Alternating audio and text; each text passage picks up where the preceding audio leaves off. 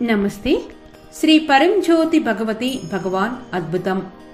ముంబైకి చెందిన శిల్పారావు గారు తమ అనుభవాన్ని ఇలా తెలియచేస్తున్నారు. శ్రీ పరంజ్యోతి భగవతి భగవాన్ ఆశీస్సులు సత్యలోకంలో హోమంతో నాకు కలిగిన ప్రగాఢ అనుభవాన్ని మీతో పంచుకుంటున్నాను.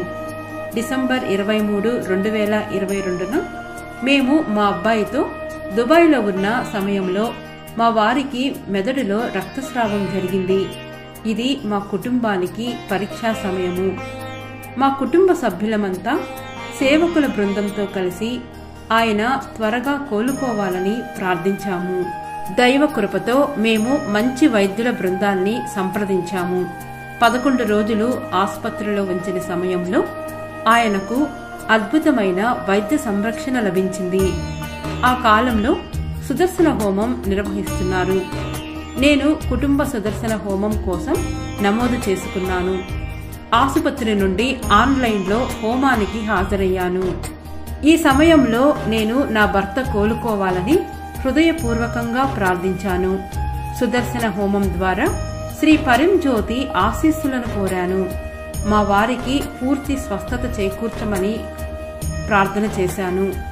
సేవకులను ఇదే సంకల్పాన్ని వారి ప్రార్థనల్లో కూడా చేర్చమని నేను అర్థించాను. అద్భుతంగా 11 రోజుల ఆసుపత్రిలో ఉన్న తరువాత ఆయన డిశ్చార్జ్ అయ్యారు. జనవరి 18, 2023న మేము ఆయన చికిత్స కొనసాగించడానికి భారతదేశానికి తిరిగి వచ్చాము. శ్రీ పరంజ్యోతి భగవతి భగవాన్ అనంతమైన కృపతో 1 సంవత్సరం వైద్య సంరక్షణతో నా భర్త ఇప్పుడు పూర్తిగా కోలుకున్నారు.